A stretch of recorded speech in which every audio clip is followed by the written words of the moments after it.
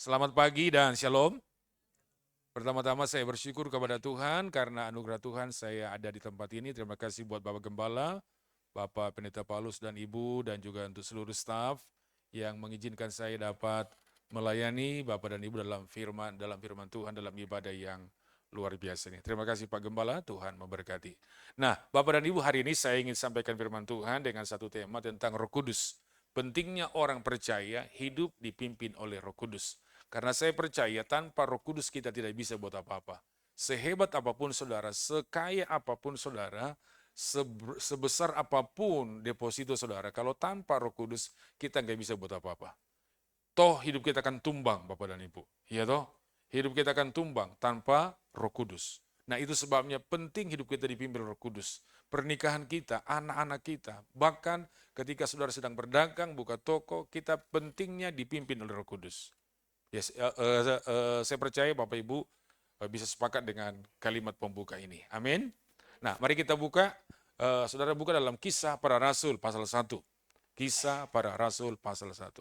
Lihat Alkitab saudara, sebelum saudara baca, saya kasih pengantar terlebih dahulu ya. Saya kasih pengantar terlebih dahulu. Lihat Kisah Rasul pasal 1.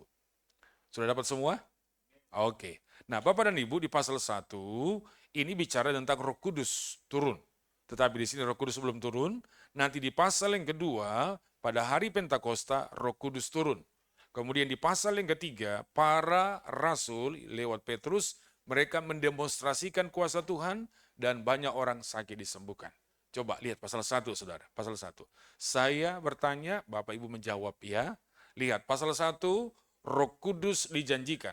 Kalau Bapak Ibu melihat pasal 1 ayat 1 sampai dengan ayat yang kelima, apakah Roh Kudus sudah turun di sini? Ayo jawab aja. Enggak ini kok. Belum. Oke, terima kasih. Kita sepakat ayat 1 sampai 5 Roh Kudus belum turun. Kemudian di ayat 6 sampai dengan ayat yang ke-11, Yesus terangkat ke surga. Nah, di sini Roh Kudus sudah turun belum? Belum. Kemudian di ayat yang ke-12 sampai dengan ayat yang ke berapa ini? 14. Rasul-rasul menanti-nantikan. Apakah Roh Kudus sudah turun? Belum turun. Ya, sepakat ya? Nah, nanti di pasal yang kedua, saudara, di pasal yang kedua, lihat balik, di pasal yang kedua ayat 1 sampai dengan ayat yang selanjutnya, Roh Kudus turun. Para murid dibaptis, mereka dipenuhi oleh Roh Kudus. Lalu, kenapa Roh Kudus belum turun? Diselingi dengan ayat 15. Jawabannya adalah, sebab di ayat 15 sampai dengan ayat yang terakhir, di sana masih ada Yudas. Yudas disingkirkan dulu. Iya toh? Yudas disingkirkan, setelah Yudas disingkirkan, maka di pasal yang kedua Roh Kudus turun. Berarti kalau begitu, penghalang untuk terima Roh Kudus itu apa? Ayo jawab. No. Menurut ayat ini Bapak dan Ibu, berarti penghalang untuk terima Roh Kudus itu apa? Menurut ayat ini, adalah Yudas. Yang sekarang kita sebut adalah Spirit of Yudas. Roh Yudas. Itu yang menghalangi kita untuk menerima baptisan Roh Kudus. Maka di ayat 15 sampai dengan ayat berikut, Spirit Yudas disingkirkan. Yudas diasingkan. Ketika Yudas sudah diasingkan, dia meninggal di sini, maka di pasal yang kedua ayat 1 dan selanjutnya Roh Kudus turun. Kalau Bapak Ibu paham boleh manggut-manggut kepala. Ngerti ya? Kalau nggak paham geleng-geleng kepala. Gitu. Ya, oke? Paham semua? Oke, saya ulangi ya, karena di sini saya lihat ada yang sudah punya umur, jadi saya ulang-ulangi. Berarti di ayat 1 sampai dengan ayat yang kelima, Roh Kudus belum turun. Kita sepakat. Katakan amin. Ayat 6 sampai dengan ayat yang ke-11, Roh Kudus belum turun. Kita sepakat, amin. Lalu di ayat yang ke-12 sampai dengan ayat yang ke berapa tadi? 14, Roh Kudus belum turun. Belum ya. Nanti di pasal yang kedua, Roh Kudus baru turun. Kenapa saudara? Karena di ayat 15 dan selanjutnya, di sana masih ada Yudas. Yudas disingkirkan dulu. Setelah dia disingkirkan, baru Roh Kudus turun. Coba periksa ayat yang ke-18. Atau mulai deh dari atas ya.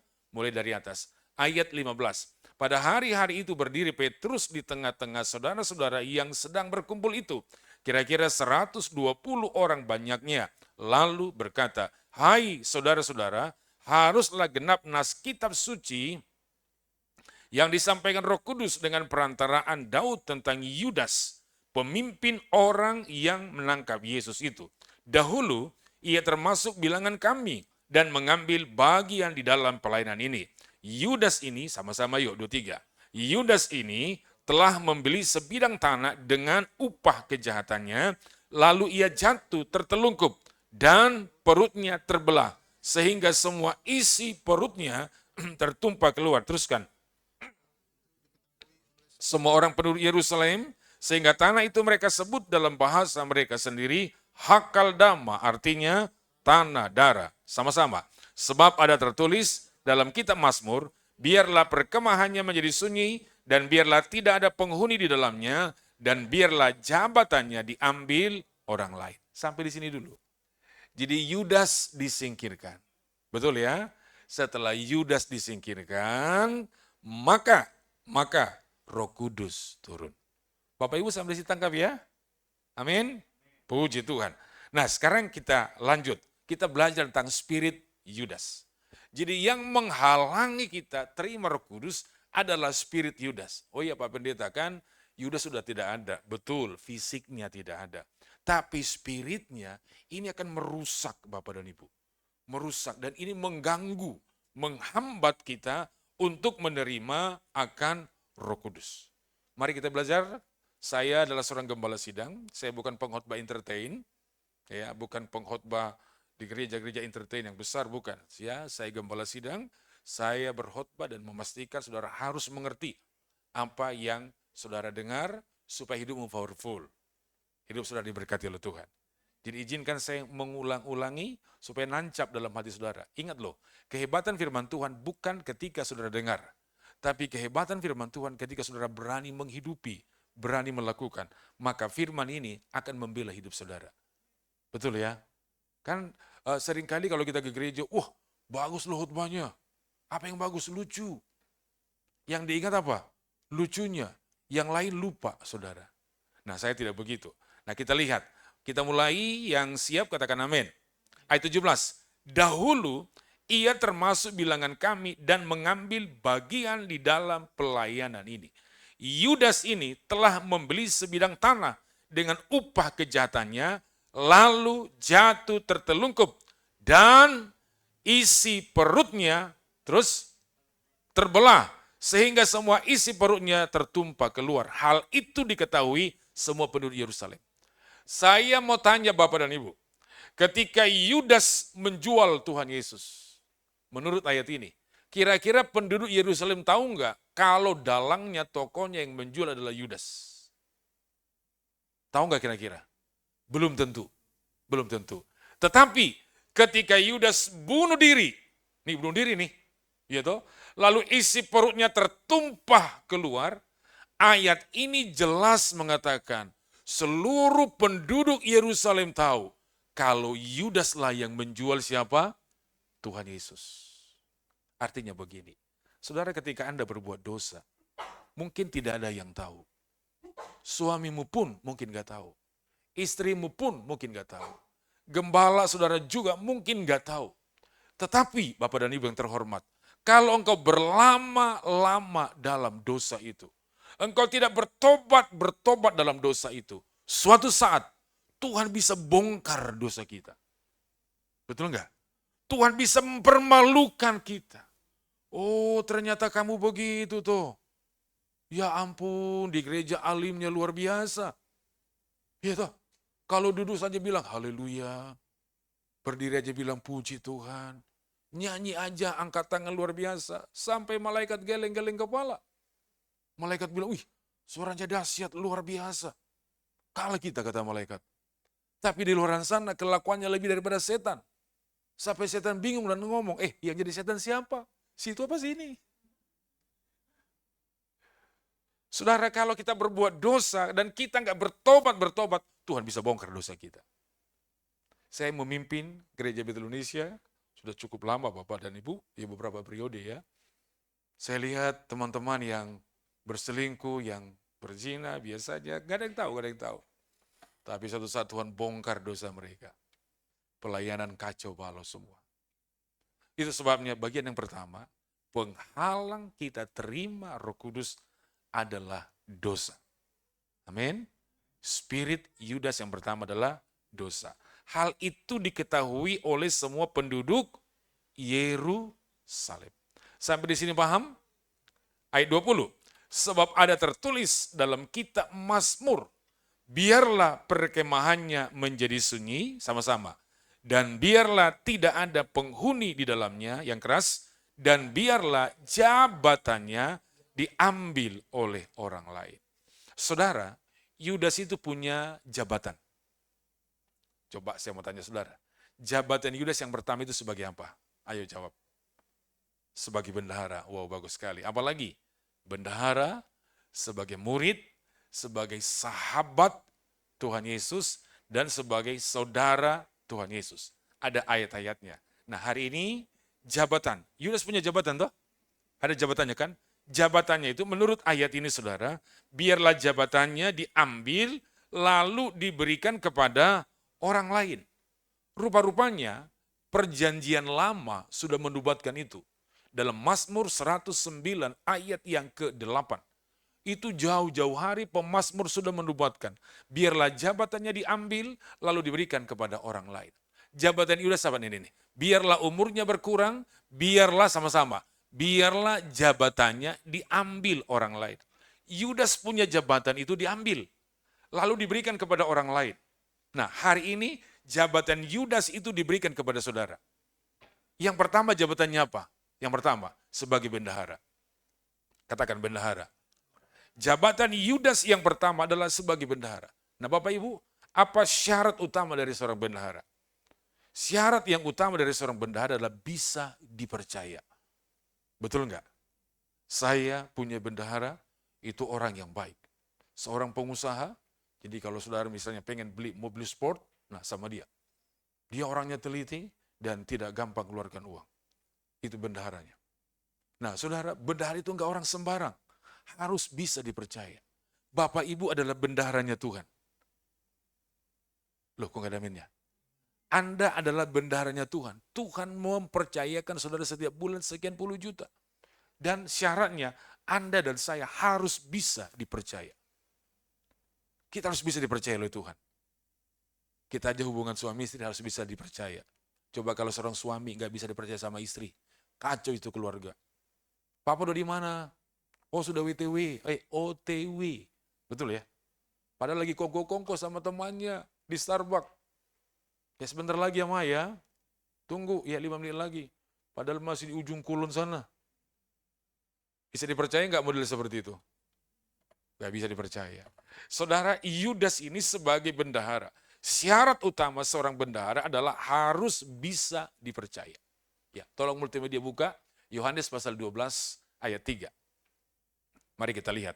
Yohanes pasal 12 ayat yang ketiga. Bapak dan Ibu lihat di multimedia saja untuk membantu dan mempercepat saudara. Yohanes pasal 13 ayat yang ke-13. Maka Maria mengambil setengah kati minyak narwastu murni yang mahal harganya, lalu meminyaki kaki Yesus dan menyekanya dengan rambutnya, dan bau minyak semerbak di seluruh rumah itu. Ayat berikut, 4. Next, 4. Lalu bangunlah Yudas dan menanggalkan. Lalu bangunlah Yesus dan menanggalkan jubahnya. Oke, 4. Tetapi Yudas Iskariot, sama-sama yuk, seorang dari murid-murid Yesus yang akan segera menyerahkan dia, berkata, 5. Mengapa, next, 5. Mengapa minyak narwastu ini tidak dijual 300 dinar dan uangnya diberikan kepada orang-orang miskin? Ya, tahan di sini. Bagus nggak Yudas ini? Ayo jawab. Bagus. Cocok jadi bendahara? Cocok jadi tim keuangan? Teliti. Ngapain sih? Itu kan uang itu 300 dinar. Ingat loh, 1 dinar itu upah buruh 1 hari. Di Jakarta upah buruh berapa 1 hari? Kalikan aja. Berarti itu 300 hari, saudara. Gaji 300 hari. 300 dinar. Itu minyak kalau dijual harganya berapa? 300 dinar. Dan uang itu dikasih kepada orang miskin. Bagus tak? Bagus. Kalau di gereja kira-kira cocok sebagai apa itu? Tim diakonia. Pemerhati. Berbagi kasih. Punya orang yang model seperti di gereja, aman Bapak Gembala. Bapak Ibu, ayo dong, kasih respon sedikit. Kalau orang model seperti di gereja, aman gak Bapak Gembala? Aman, tenang dia. Tapi saya mau tanya sama saudara, kira-kira dia tulus gak ngomong begitu? Ayat 6. Ayat 6. Klik ayat 6, sama-sama yuk.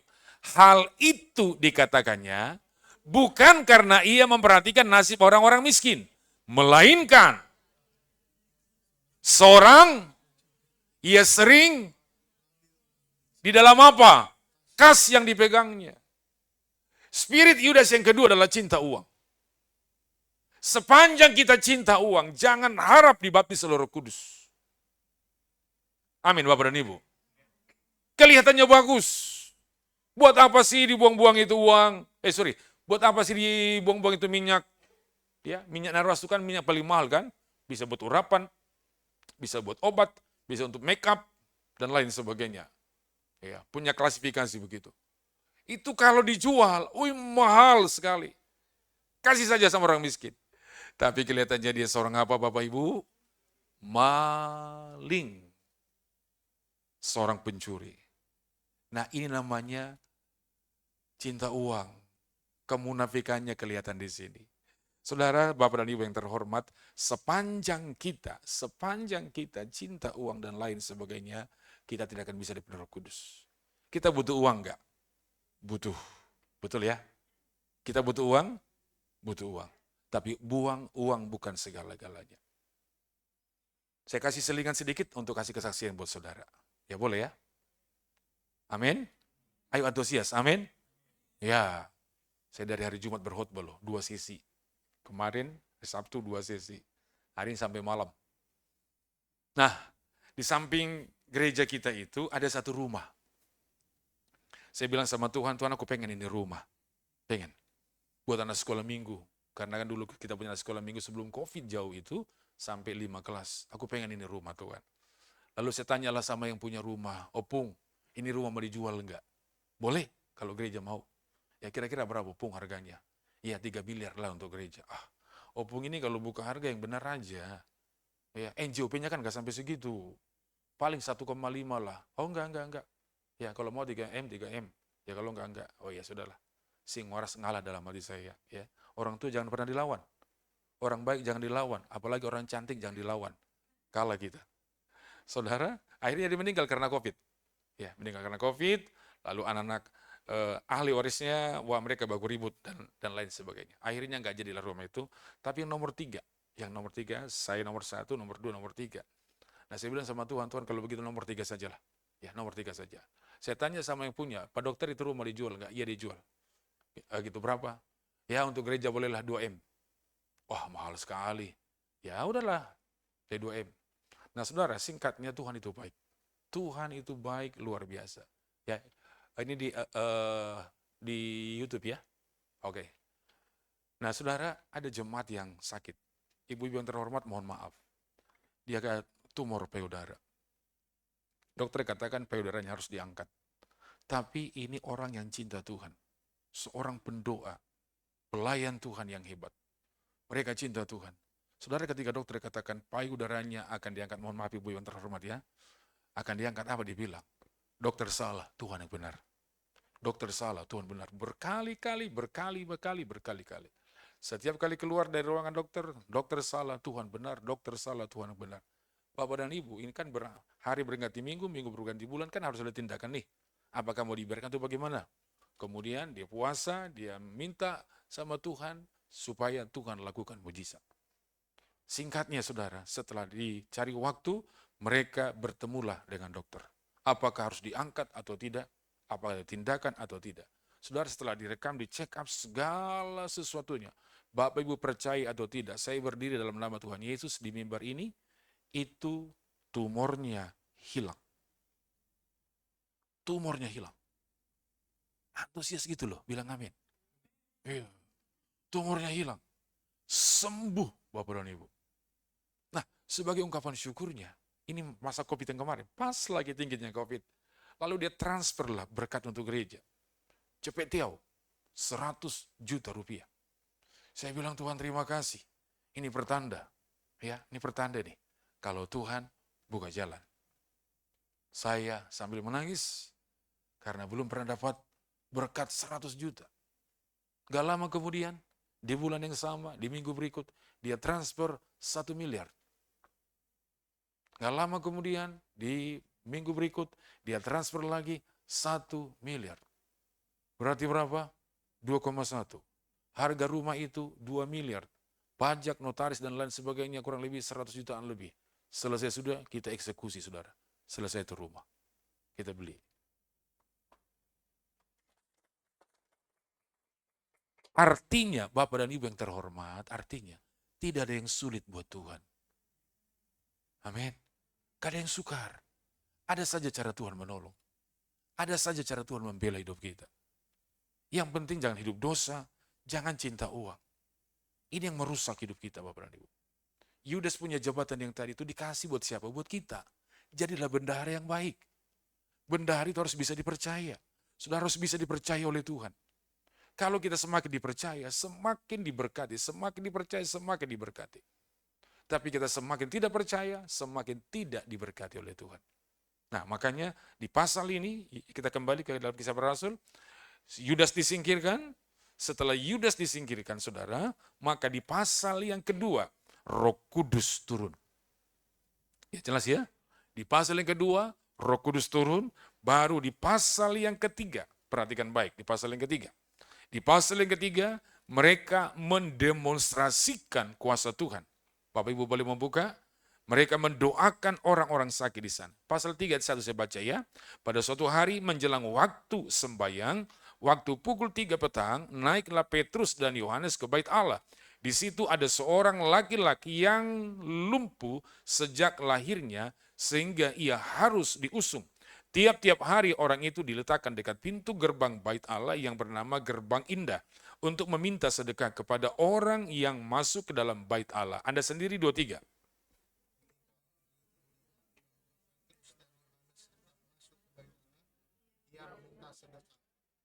Ia meminta sedekah. Mereka menatap dia, dan Petrus berkata, sama-sama yuk, lihatlah kepada kami. Lalu orang itu menatap mereka dengan harapan akan mendapat sesuatu dari mereka.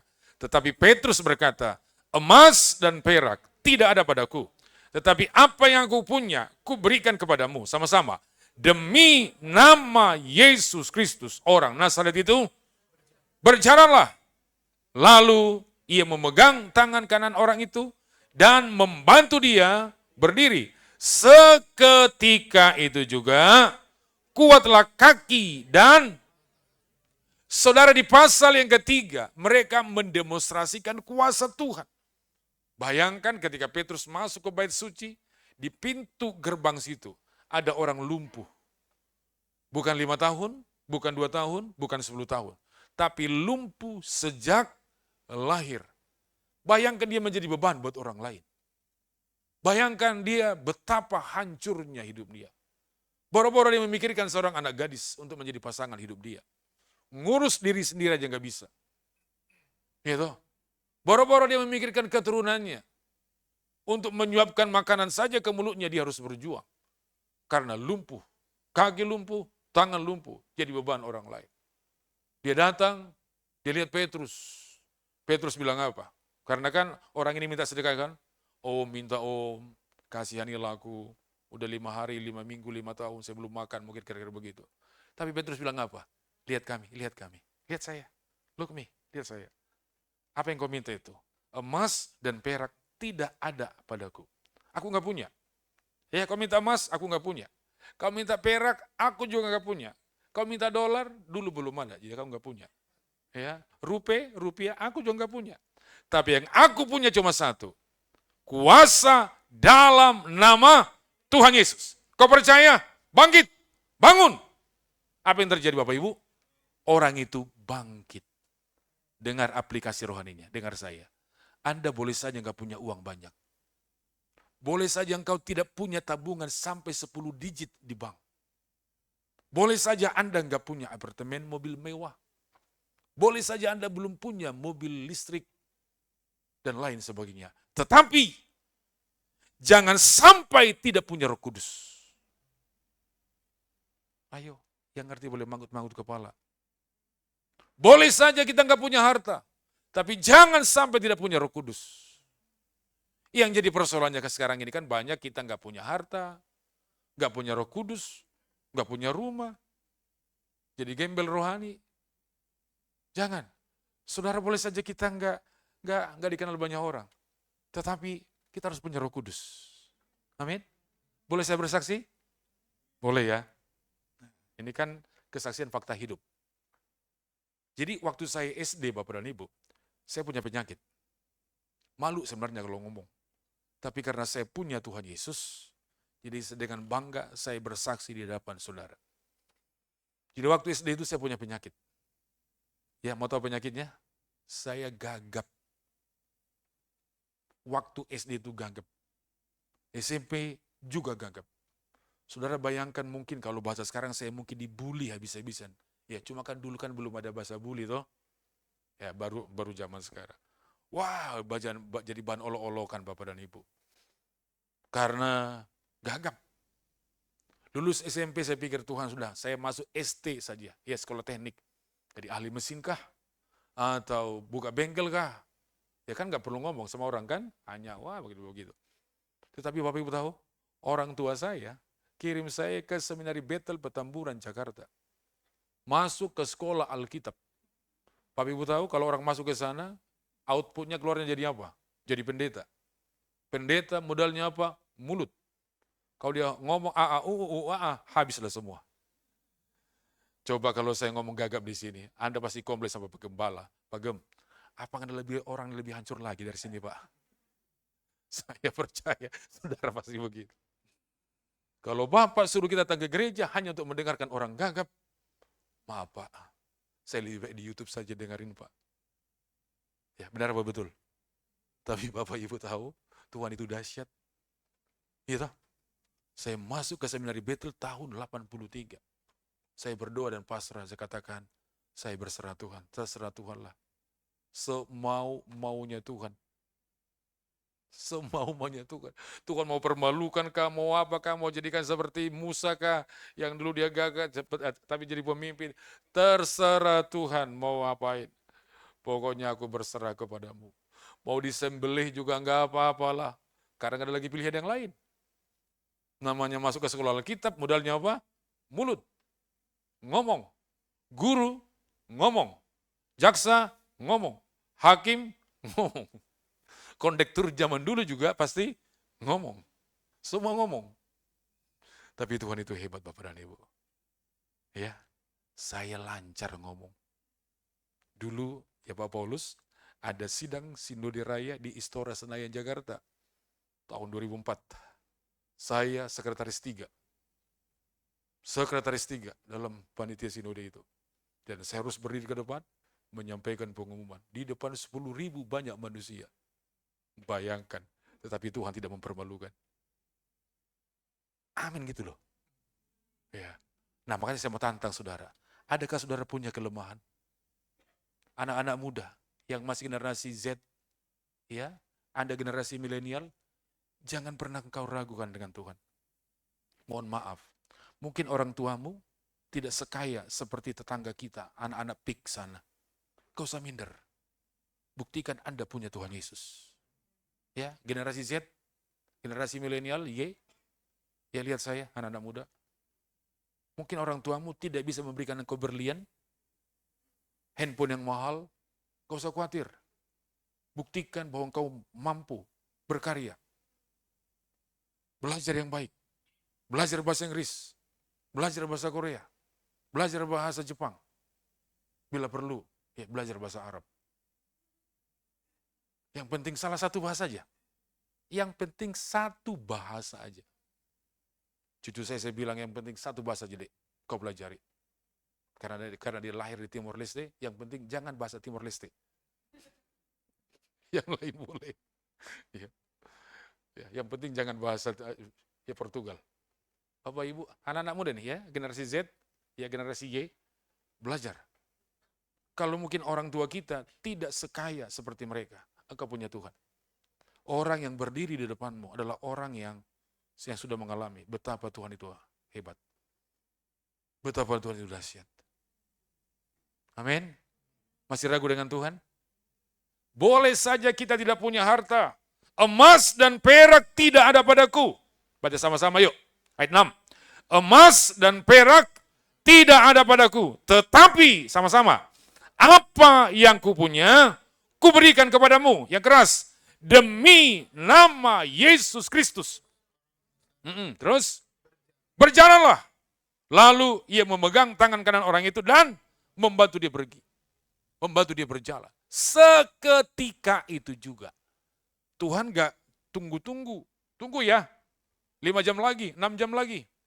Atau ya, umur kamu berapa? 18 tahun. Baik, tunggu 18 jam ke depan kamu sembuh. Enggak begitu. Tuhan gak ada teori begitu. Kau percaya, hari ini ada mujizat Tuhan. Jadi boleh saja Bapak dan Ibu kita nggak punya harta, boleh saja, boleh saja. Mungkin di ATM-mu nggak ada lagi, masuk, keluar, masuk, ya kan gitu, kan nggak isinya. Tapi jangan sampai nggak punya Roh Kudus. Roh Kudus itu kekuatan hidup kita. Amin. Saya mengalami kehebatan Tuhan. Anda yang duduk di sini kan, orang-orang yang lolos dengan COVID toh, betul nggak? Betapa ganasnya COVID yang kemarin, dia sikat siapa yang dia suka. Dia ambil siapa yang dia mau, nggak lihat umur, dia nggak lihat strata sosial, pokoknya dia habisin. Ada satu mantan anak rohani saya, masih muda, masih jaya-jayanya, lagi jaya-jayanya, lagi berhasil-berhasilnya. Dia punya segala-galanya, sampai pelihara anjing pun yang puluhan juta. Dia sikat sama COVID, habis. Makanya Anda bersyukur hari ini ada. Karena siapa? Tuhan Yesus. Sampai sini diberkati Tuhan. Amin. Yang diberkati katakan haleluya. Puji Tuhan. Jadi Bapak dan Ibu yang terhormat, sekali lagi, jadi boleh saja kita tidak punya harta, boleh saja kita tidak punya ini dan itu dan lain sebagainya, tetapi jangan sampai tidak punya Roh Kudus. Kalau sudah nggak punya Roh Kudus, habislah hidup kita. Jadi yang menghalangi kita untuk terima Roh Kudus adalah apa tadi? Dosa dan spirit Judas, yaitu cinta uang. Kita butuh uang, tapi uang bukan segala-galanya buat kita. Yang segala-galanya adalah siapa? Tuhan Yesus. Pak Gem, saya sampai jam berapa Pak? Cukup ya? Cukup, baik. Saya tutup dengan satu kisah ringan. Satu kisah ringan. Bapak Ibu, ya, pernah makan di Pizza Hut? Keterlaluan. Kita orang kota, orang DKI. Ya, baik, saya tahu saudara orang DKI. Tapi tahu gak saudara, siapa orang di belakang Pizza Hut? Kenapa Pizza Hut diberkati? Kenapa Pizza Hut sampai ada di Indonesia, sampai di Jakarta, dan Anda suka duduk-duduk dan kongko-kongko, lalu foto, jepret, taruh di Instagram. Ada satu anak muda di belakangnya usaha ini, yang bernama Stephen King. Stephen King ketika dia kuliah, dia bekerja di Pizza Hut. Pemilik Pizza Hut adalah papa sambung, papa tiri dari Stephen King. Ketika saya baca kisah ini, saya ingin bagikan sama saudara. Betapa orang yang tadinya tidak dianggap, tapi kalau dia sungguh-sungguh, Tuhan bisa merubah hidup dia. Nah, singkatnya setelah papa tirinya meninggal, dia men-take over, dia mengambil alih usaha ini saudara, dengan sekian karyawan yang punya semangat kerja yang rendah, dan utang perusahaan di sana-sini. Di tangan Stephen King, usaha ini diberkati Tuhan. Kenapa Bapak dan Ibu? Dengar baik, ini yang membuat dia diberkati. Yang pertama, dengar, Stephen King, dia mendisiplin dirinya tiap hari baca Alkitab. Garis bawahi kata mendisiplin diri. Ya, katakan 2-3, mendisiplin diri. Tiap hari dia mendisiplin dirinya. Yang paling sulit kan mendisiplin diri kita toh. Kalau saudara sebagai pemimpin di perusahaan, gampang mendisiplin karyawan. Kamu terlambat, potong gaji, potong uang makan, gampang. Tapi kalau mendisiplin diri, susahnya minta ampun. Coba pergi ke pesta, Nih pergi ke pesta nih, udah keren-keren penampilan, pakai parfum segala macam. Nyonya ngomong sama si papa, papa jangan makan jeroan banyak-banyak. Jangan makan daging, babi, guling, sate anjing, dan lain sebagainya. Apalagi sate kambing dan macam-macam. Apa kata sang suami? Mama diam. Tadi dengar doa Pak Pendeta, sudah dikuduskan dalam nama Tuhan Yesus. Maka pulang dari pesta, leherlah tegang, kakilah diseret-seret, tanganlah kebas semua. Kenapa? Karena tidak bisa mendisiplin diri. Saudara mau berhasil? Disiplin dirimu tiap hari baca firman Tuhan. Amin. No Bible, no breakfast. Tidak ada sarapan pagi sebelum baca firman Tuhan. Yang kedua, dia menjadikan firman Tuhan menjadi value. Nilai-nilai kehidupan. Prinsip dunia bilang apa? Pemasukan banyak, lanjutkan. Pengeluaran sedikit. Itu prinsip dunia. Tapi prinsip Tuhan tidak. Berilah, maka kepadamu akan diberi. Anda yang pernah memberi pernah berkekurangan enggak? Oh tidak. Kalau kita memberi, semakin diberkati Tuhan. Kami kasih makan tukang beca, pemulung, tukang sampah. Kita kasih terus rutin mereka. Kita tidak berkekurangan. Malah semakin diberkati Tuhan. Yang ketiga, kenapa diberkati Tuhan dengan luar biasa? Dia berkomitmen membaca Alkitab dari Kejadian sampai Wahyu dalam tempo 1 tahun. Numpang tanya Bapak dan Ibu yang terhormat, sudah selesai baca Alkitab minimal 1 kali? Coba saya mau tes. Yang sudah pernah selesai baca Alkitab, yang sudah kelar 1 kali. Coba angkat tangan. Baru 1, 2, 3, 4, oke. Bacalah sebelum namamu berubah, almarhum atau almarhumah. Minimal 1 kali baca. Amin. Puji Tuhan. Jadi saya kasih kesimpulan, penghalang dibaptis Roh Kudus adalah apa? Dosa dan spirit Yudas. Spirit yang bernama apa? Cinta uang dan kepura-puraan. Itu yang tadi kan, kasih saja sama orang miskin. Padahal buat diri sendiri. Tuhan memberkati kita semua. Amin. Kita bangkit berdiri. Ku terhubung denganmu. Bisa ya? Tersambung. Mari kita bangkit berdiri, Bapak dan Ibu. Coba yang diberkati dengan firman Tuhan, boleh angkat tangan saudara. Kasih tepuk tangan bagi Tuhan Yesus. Ku terhubung denganmu. Selalu melekat di hatimu. Firman-Mu itulah dasar hidupku yang berdaulat atas. Ku terhubung denganmu. Selalu melekat di hatimu. Firman-Mu itulah dasar hidupku yang berdaulat. Sekali lagi. Ku terhubung denganmu. Selalu melekat di hatimu. Firman-Mu itulah dasar hidupku yang berdaulat atasku. Bapak dan Ibu yang saya kasih, tolong buka mata saudara, lihat saya. Saya tidak sering-sering khotbah di gereja ini, Bapak dan Ibu ya, apalagi COVID yang kemarin. Tetapi saya rindu bahwa hari ini dalam kunjungan saya, dalam pelayanan saya di tempat ini, memberkati Bapak dan Ibu semua. Ya, memberkati saudara, pastikan hidupmu penuh dengan Roh Kudus. Boleh saja engkau tidak punya harta, boleh saja. Boleh saja kita sederhana, tinggal di rumah yang gang dan sempit, tapi harus punya Roh Kudus. Hanya Roh Kudus yang membuat kita berbeda dengan orang lain. Keturunanmu berbeda, pernikahanmu berbeda, keuangan sudah berbeda. Sekali lagi nyanyikan, dan setelah itu saya akan doakan Bapak dan Ibu. Nyanyi sama-sama. Haleluya. Ku terhubung denganmu. Selalu melekat di hati. Firman-Mu itulah dasar hidupku, yang berdaulat atas. Ku terhubung denganmu. Angkat tangan saudara, angkat tanganmu. Selalu melekat di hatimu. Firman-Mu itulah dasar hidupku, yang berdaulat atasku. Turunkan tangan Bapak dan Ibu yang terhormat. Bapak, terima kasih buat firman-Mu yang sudah kami dengar hari ini.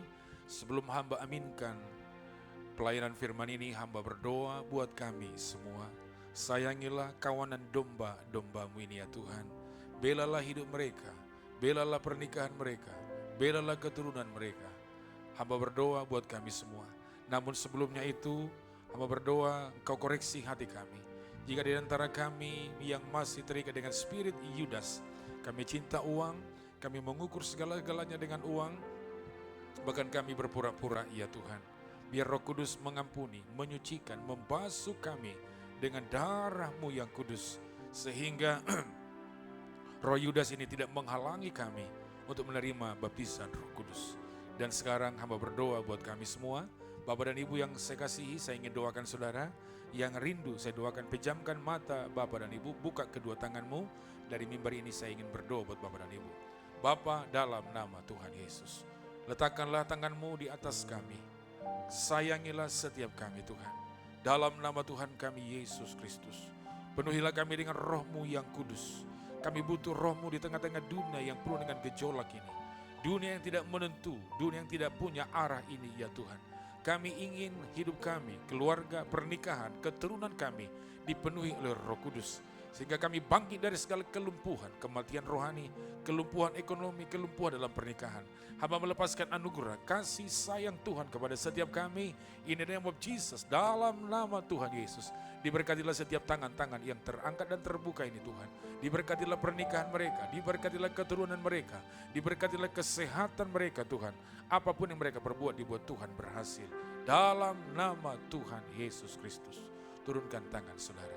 Jika di antara kami yang sedang sakit, membawa kelemahan tubuh, darah tinggi, darah rendah, kencing manis, gula, ambeien, sinusitis, malever, ginjal, pengapuran, bahkan penyakit-penyakit yang lain.